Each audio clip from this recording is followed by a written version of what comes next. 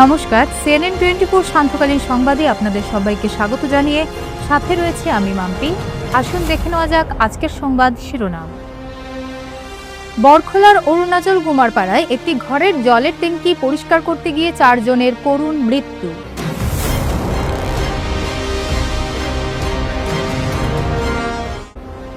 শিলচরবাসীর দীর্ঘদিনের অপেক্ষার অবসানের পথে ফ্লাইওভার নির্মাণের কাজ শুরু।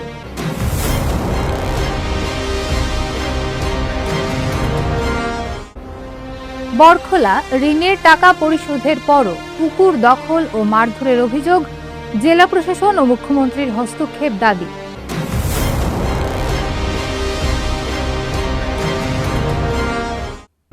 শ্রী শ্রী বড়মার 133তম জন্মদিবস সৎসঙ্গ বিহার শিলচরে মহা সমারোহে পালিত হয়।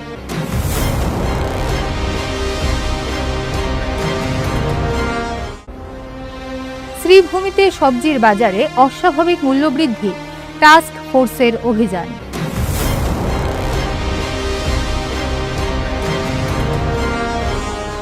এবারে সংবাদ বিস্তারিত। বরখলা বিধানসভা কেন্দ্রের মাছিমপুর কুমারপাড়া এলাকায় নবনির্মিত একটি বাড়িতে জলের ট্যাঙ্কি পরিষ্কার করতে গিয়ে 4 জনের পরপর মৃত্যু হয়। শোকবহুল এই ঘটনায় সমগ্র এলাকা জুড়ে শ্মশানে নিস্তব্ধতা বিরাজ করছে। উল্লেখযোগ্য যে নিজের জলের ট্যাঙ্কি পরিষ্কার করানোর জন্য বাড়ির মালিক 3 জন শ্রমিক লাগিয়েছিলেন, কিন্তু প্রথম শ্রমিক যখন ট্যাঙ্কিতে পরিষ্কার করার জন্য নামে সে গিয়ে অচেতন হয়ে যায়। তারপর ঘটনার খবর পেয়ে উদ্ধার করতে পরপর শ্রমিক নামলেও অচেতন হয়ে যায়। ট্যাঙ্কির ভিতর বিষাক্ত গ্যাস ছিল। মৃত ব্যক্তিরা হচ্ছেন নিলয় পাল, দেবাশিস পাল, নন্দন পাল, শম্পু পাল। ঘটনার খবর পেয়ে ছুটে আসেন কাছাড় জেলার ডিএসপি ক্রাইম, এসডিআরএফ ও এনডিআরএফ এবং অন্যান্য কর্মকর্তারা। এদিকে নিজের জীবন বিপন্ন করে এলাকার এক আরএসএস কর্মী দিব্যেন্দু দাস 4টি মৃতদেহ ট্যাঙ্কির ভিতর থেকে বের করেন, যার জন্য সবাই তাকে কৃতজ্ঞতা প্রকাশ করে, কারণ ট্যাঙ্কির ভেতর তখনও বিষাক্ত গ্যাস ছিল। পুলিশ 4 জনের মৃতদেহ উদ্ধার করে ময়নাতদন্তের জন্য শিলচর মেডিকেল কলেজ হাসপাতালে প্রেরণ করে। বর্তমানে সমগ্র এলাকায় দোকানপাট বন্ধ এবং শ্মশানের নিস্তব্ধতা বিরাজ করছে।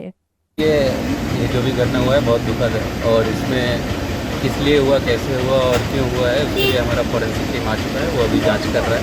उनकी जांच की जो तथ्य सामने आएंगे वो उसके बिहाफ पे ही हम पूरा इंक्वायरी करेंगे। और सबसे पहले अभी हम मेडिकल जा रहे हैं, उन लोग का क्या हालत है, कैसा है वो देखेंगे। 4 लोग जो बताए गए हैं उनका अभी क्या स्टेट है वो हम देखेंगे। धन्यवाद। মুখ্যমন্ত্রী ডক্টর হিমন্ত বিশ্ব শর্মা শিলচরবাসীকে যে প্রতিশ্রুতি দিয়েছিলেন তা বাস্তবায়নের পথে আরও এক ধাপ এগোলো। আজ থেকে আনুষ্ঠানিকভাবে শুরু হলো শিলচর শহরের বহুল প্রতীক্ষিত ফ্লাইওভার নির্মাণের কাজ। প্রথম পর্যায়ে মাটি পরীক্ষা, সয়েল টেস্টিং এর মাধ্যমে প্রকল্পের কাজের সূচনা করা হয়েছে। এই ফ্লাইওভারটি শিলচরের ক্যাপিটাল পয়েন্ট থেকে রাঙ্গেরখাড়ি পর্যন্ত নির্মিত হবে। প্রকল্পটি নির্মাণ কাজ সম্পন্ন করবে গুয়াহাটির 2টি সংস্থা SGCCL এবং ANPL জেভি। জানা গেছে ফ্লাইওভার নির্মাণে মোট প্রায় 400 কোটি টাকা বরাদ্দ করা হয়েছে। এছাড়া ভূমি অধিগ্রহণের জন্য প্রায় 147 কোটি টাকা অনুমোদনের প্রক্রিয়া চলছে। আজ ফ্লাইওভার নির্মাণ কাজের সূচনা হওয়ার পর শিলচরবাসীর মধ্যে আনন্দ ও উৎসাহের পরিবেশ লক্ষ্য করা গেছে। বহুদিনের যানজট সমস্যার সমাধান এবং শহরের যোগাযোগ ব্যবস্থার উন্নয়নে এই প্রকল্প গুরুত্বপূর্ণ ভূমিকা রাখবে বলেই আশা প্রকাশ করেছেন সাধারণ মানুষ। নমস্কার, আপনারা দেখতে পাচ্ছেন আমার পিছেই পাইলিং এর মেশিন আছে ফ্লাইওভারের জন্য। তো আমরা শিলচরবাসীরা অনেক দিন ধরে আশাবাদী, যে আশায় ছিলাম যে আপনার ফ্লাইওভারের কাজ কোন দিন শুরু হবে। তো আজকে এরা ভূমি পূজা, এখানে ইঞ্জিনিয়ার বা যারা আছেন দায়িত্বে, এরা ভূমি পূজা দিয়েছে, সয়েল টেস্টটা ওরা করছে। তো আমরা যে গল্পগুলো আমরা শুনেছি যে ফ্লাইওভারের কাজ ইতিমধ্যে শুরু হবে, তো এটা সত্যি হতে চলেছে।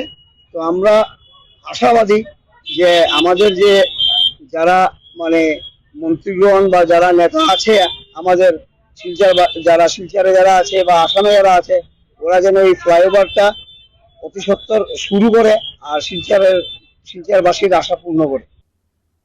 স্থানীয় সূত্রে জানা গেছে, বিগত প্রায় 1 বছর আগে বরখলা প্রথম খণ্ডের নিবাসী নুরুল হক চৌধুরী মারাত্মক শারীরিক অসুস্থতায় ভুগছিলেন।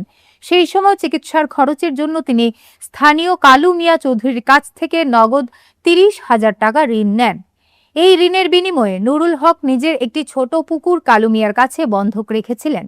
সম্প্রতি নুরুল হক চৌধুরী সম্পূর্ণ সুস্থ হয়ে ওঠার পর কালু মিয়া চৌধুরীকে তার ঋণের 30,000 টাকা ফেরত দিতে যান এবং নিজের বন্ধক দেওয়া পুকুরটি মুক্ত করার অনুরোধ করেন। কিন্তু অভিযোগ, কালু মিয়া চৌধুরী সেই টাকা নিতে অস্বীকার করেন এবং বেআইনিভাবে পুকুর ছাড়ার জন্য 2 লক্ষ টাকা দাবি করেন। নুরুল হক চৌধুরী এই অন্যায় ও বেআইনি দাবিতে সম্মত না হওয়ায় পরিস্থিতি উত্তপ্ত হয়ে ওঠে। ভুক্তভোগী পরিবারের অভিযোগ, নুরুল হক টাকা দিতে রাজি না হওয়ায় কালু মিয়া চৌধুরীর ভাই কুতুবউদ্দিন চৌধুরী অনধিকার ও বলপূর্বক নুরুল হকের বাড়িতে প্রবেশ করে। সেখানে পরিবারের সদস্যদের উপর চড়াও হয়ে তাদের নির্মমভাবে মারধর করা হয় এবং ঘরবাড়ি ছাড়ার হুমকি দেওয়া হয়। এই ঘটনার পর থেকে নুরুল হক ও তার পরিবারের সদস্যরা চরম নিরাপত্তাহীনতায় ভুগছেন এবং আতঙ্কে দিন কাটাচ্ছেন। অবশেষে ন্যায় বিচারের আশায় মঙ্গলবার বরখোলা থানায় গিয়ে কালু মিয়া চৌধুরী ও কুতুবউদ্দিন চৌধুরীর বিরুদ্ধে একটি লিখিত এজাহার দায়ের করেন নুরুল হকের স্ত্রী হালিমা বেগম। এই ঘটনার সুষ্ঠু তদন্ত এবং দোষীদের দৃষ্টান্তমূলক শাস্তির জন্য ভুক্তভোগী পরিবারটি কাছাড় জেলা প্রশাসন ও অসমের মুখ্যমন্ত্রী জরুরি হস্তক্ষেপ কামনা করেছেন। আমার স্বামী বেমার আসলা, অসুস্থর কারণে তার কাছে 30,000 টাকা আনছিলাম।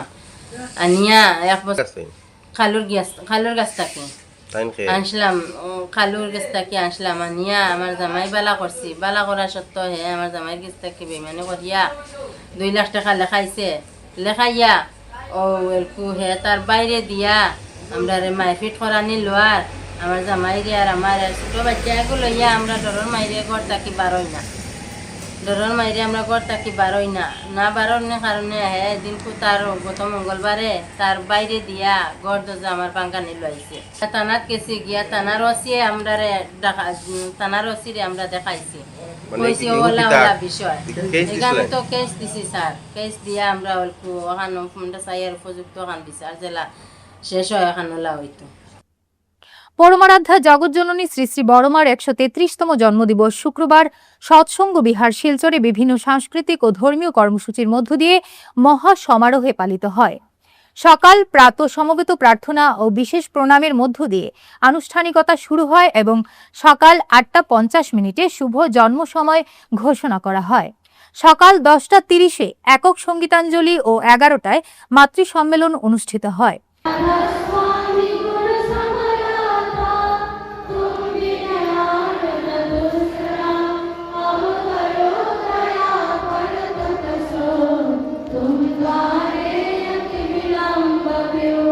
দুপুরে ভান্ডারায় প্রসাদ বিতরণ ও দুপুর 1:30 কুইজ প্রতিযোগিতা অনুষ্ঠিত হয়, যেখানে স্থানীয় শিক্ষার্থী ও দর্শকরা অংশগ্রহণ করেন।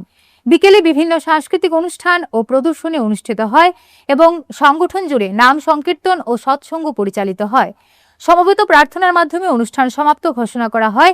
সৎসঙ্গ বিহারের সম্পাদক অনুপ বিশ্বাস অনুষ্ঠানের সফলতা ও ভক্তি সম্প্রীতির জন্য কৃতজ্ঞতা জানান এবং প্রার্থনা করেন যে এই অনুষ্ঠান সবাইকে ধার্মিক ও নৈতিকভাবে অনুপ্রাণিত করবে। পক্ষ থেকে শিলচর শহর এবং পার্শ্ববর্তী বিভিন্ন এলাকার শ্রদ্ধেয় জনসাধারণকে আমরা শুভেচ্ছা এবং অভিনন্দন জানাই। আজকে শিলচর সৎসঙ্গ বিহারে পরমারাধ্যা জগৎজননী শ্রী শ্রী বড়মার শুভ 133তম জন্ম দিবস উৎসব মহাসমারোহে পালিত হচ্ছে। আজকে ভোরবেলা উৎসবের কর্মসূচি আরম্ভ হয়েছে 7:34 প্রাতঃকালে প্রার্থনার মাধ্যমে, পরবর্তীতে 8:50 শ্রী শ্রী বড়মার শুভ জন্ম সময় ঘোষণা করা হয়েছে।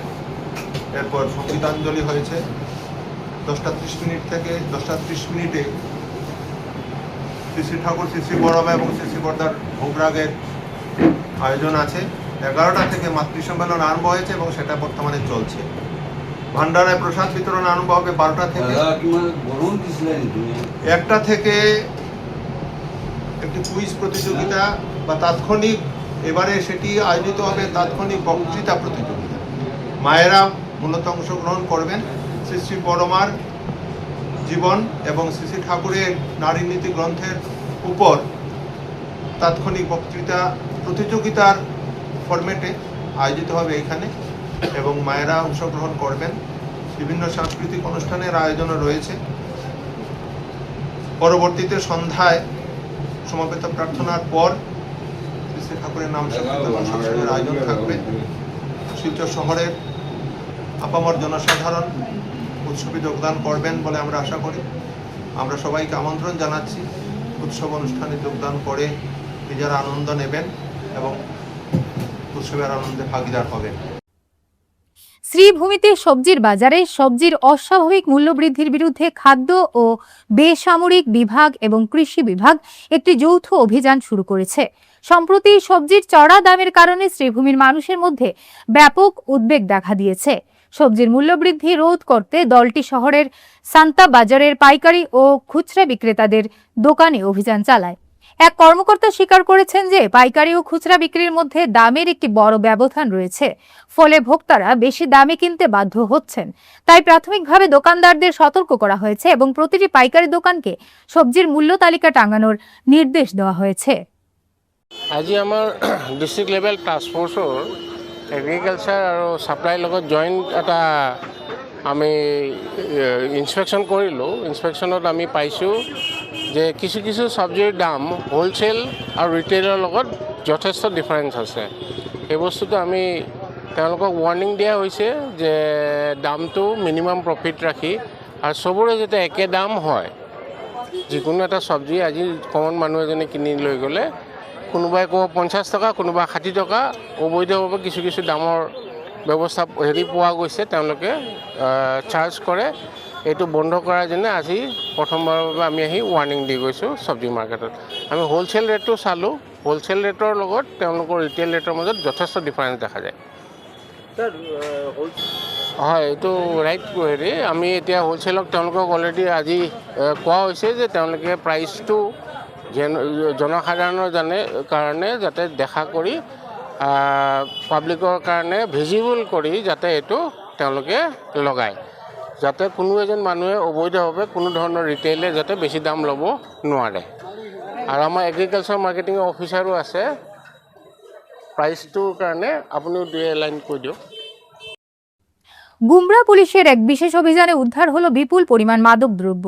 বৃহস্পতিবার বিকেল আনুমানিক 5:30 নাগাদ 6 নম্বর জাতীয় সড়কে নাকা চেকিং চলাকালীন এই বড় সাফল্য পায় পুলিশ। পুলিশ সূত্রে জানা গেছে, কালাইন থেকে আসা একটি বিলাসবহুল গাড়ি রেজিস্ট্রেশন নম্বর ML05AA6770 6 নম্বর জাতীয় সড়ক দিয়ে মেঘালয়ের দিকে যাওয়ার প্রস্তুতি নিচ্ছিল। ঠিক সেই সময় গুমরা থানা পুলিশ গাড়িটিকে আটক করে তল্লাশি চালায়। তল্লাশিতে গাড়িটির ভেতর থেকে 60টি সাবানের বাক্সে ভর্তি মাদকদ্রব্য উদ্ধার করা হয়। আটক করা ব্যক্তির নাম ফোর্ড পিতা জিনেপালা, বাসস্থান লাটুমবাই গ্রাম নামের এক ব্যক্তিকে পুলিশ গ্রেপ্তার করেছে। অভিযান চলাকালীন ঘটনাস্থলে উপস্থিত ছিলেন বর্ডার ডিএসপি রিমাঙ্কো বড়ুয়া। বর্তমানে আটক করা গাড়ি ও উদ্ধার হওয়া মাদকদ্রব্য সহ ধৃত ব্যক্তিকে গুমরা থানার হেফাজতে রাখা হয়েছে এবং ঘটনার তদন্ত অব্যাহত রয়েছে।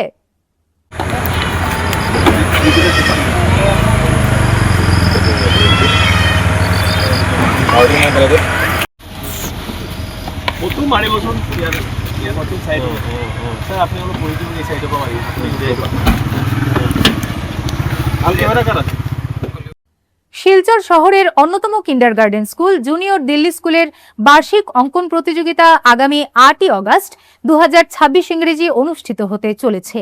এই প্রতিযোগিতায় বিভিন্ন স্কুলের ছাত্রছাত্রীদেরকে অংশগ্রহণ করার জন্য স্কুলের প্রধান শিক্ষিকা আমন্ত্রণ জানিয়েছেন। এই প্রতিযোগিতায় নার্সারি থেকে ক্লাস 3 পর্যন্ত ছাত্রছাত্রীরা অংশগ্রহণ করতে পারবে। প্রতিযোগিতায় অংশগ্রহণ করার জন্য স্ক্রিনে দেওয়া মোবাইল নম্বরে যোগাযোগ করা যাবে। মোবাইল নম্বর 6026684761। তাছাড়াও প্রতিযোগিতার দিন যথাস্থানে গিয়েও নাম নথিভুক্ত করাতে পারবেন। নমস্কার, আমি জুনিয়র দিল্লি স্কুলের প্রিন্সিপাল রূপা দে। আমাদের inter school competition, art competition আমাদের 8 আগস্ট হবে আমাদের স্কুলে।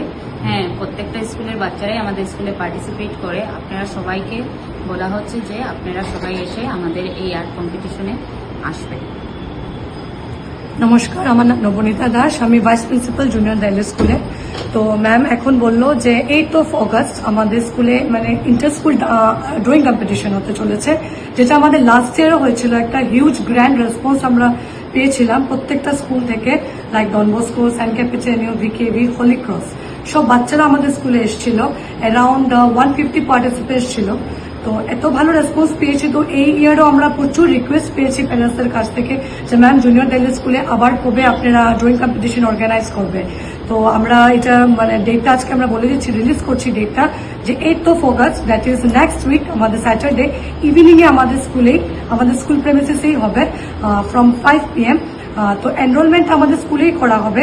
তো রেজিস্ট্রেশনটা আমরা অলরেডি নেক্সট উইক মানডে থেকে আমরা স্টার্ট করে দেবো। তো ওইটার রিগার্ডিং আমরা একটা পোস্ট আমাদের গ্রুপে শেয়ার করে দেবো সবার সাথে। আর যারা ক্লোজ আছে আমাদের সবার সাথে আমরা হোয়াটসঅ্যাপে শেয়ার করব, ফেসবুকে শেয়ার করব, তাতে আপনারা সবকিছু ডিটেলস পেয়ে যাবেন। প্রাইজ ডিস্ট্রিবিউশনের সময় আমরা একটু লাইক ভাবছিলাম যে কাকে দেবো কাকে না। তো তখন আমরা লাইক ফার্স্ট প্রাইজ যেরকম 2-3টা বাচ্চাকেও আমরা দিয়েছি, সেকেন্ড থার্ডও। তো এবার কি করেছি আমরা 3টা গ্রুপ করে দিয়েছি আমরা। তো গ্রুপ এ থাকবে, গ্রুপ বি থাকবে, গ্রুপ সি থাকবে। তো 3টা গ্রুপে বাচ্চাদেরকে আমরা ডিভাইড করে দিয়েছি। লাইক গ্রুপ এতে যেরকম নার্সারি থেকে কেজি 1 থাকবে, গ্রুপ বি থেকে কেজি 2 থেকে class 1, and class 2 to class 3 থাকবে আমাদের গ্রুপ সি। লাস্ট এরকম 2টো গ্রুপ ছিল, এবার 3টা গ্রুপ করা হয়েছে। ইভেন আরেকটা জিনিস বলতে চাই, আমরা সব বাচ্চাদেরকে কনসোলেশন প্রাইজ দেবো উইথ সার্টিফিকেট স্কুল থেকে।